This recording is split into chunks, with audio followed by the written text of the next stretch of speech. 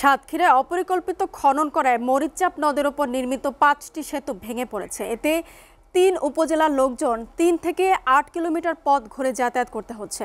এসব স্থানে সেতু নির্মাণে উদ্যোগ নিচ্ছে না সরকার। সবচেয়ে বেশি দুর্ভোগ পোহাচ্ছে শিক্ষার্থীরা। তবে জেলা প্রশাসক জানান, জনসাধারণের চলাচলের জন্য একটি কাঠের তৈরি সেতু নির্মাণ করা হচ্ছে।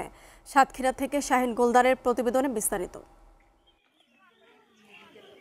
সাতক্ষীরায় মরিচচাপ নদীর উপর বাকাল থেকে আশাশুনির শুভনালী পর্যন্ত 20 কিলোমিটারের 9টি সেতু 2013-14 থেকে 2017-18 অর্থ বছরে নির্মাণ করে দুর্যোগ ব্যবস্থাপনা ও ত্রাণ মন্ত্রণালয়। 2 বছর আগে নদ খননের কারণে বিভিন্ন স্থানে 5টি সেতু ভেঙে পড়ে। এরপর এসব স্থানে আর কোনো সেতু নির্মাণ করা হয়নি। সদর, আশাশুনি ও দেবহাটা উপজেলার 2 লক্ষাধিক মানুষ যাতায়াত ও ব্যবসা বাণিজ্য নিয়ে চরম ভোগান্তিতে রয়েছেন।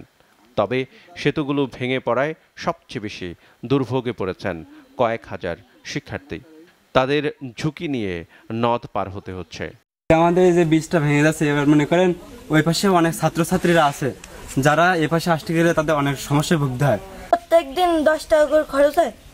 আবার কেউ ঝুঁকি নিয়ে পড়ে যেতেও পারে, কেউ আবার বইটাই ভিজেও ফেলে। আবার হাই স্কুল যাওয়ার সময় ভীষণ কষ্ট হয়। বাচ্চারা যাতায়াতে অনেক ভোগান্তি হচ্ছে। তারা অনেকে টাইম মতো স্কুল যেতে পারে না, অনেকেই ঘুরে যাওয়াতে স্কুল যাতায়াত করে না।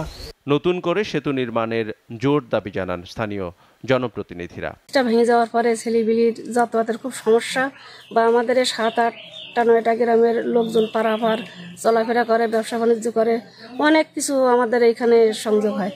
সেতু নির্মাণের জন্য মন্ত্রণালয়ের প্রস্তাব পাঠানো হয়েছে জানান এলজিইডির নির্বাহী প্রকৌশলী।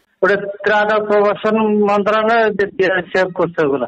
একটা আমি আমাদের হেড অফিসে পাঠাইতে আর কি, কিন্তু আরো কয়েকটা ভেঙে গেছে। আমি শুনলাম আরো কয়েকটা ভেঙে গেছে। জেলা প্রশাসক জানান, চলাচলের জন্য কাঠের তৈরি সেতু নির্মাণ করা হচ্ছে।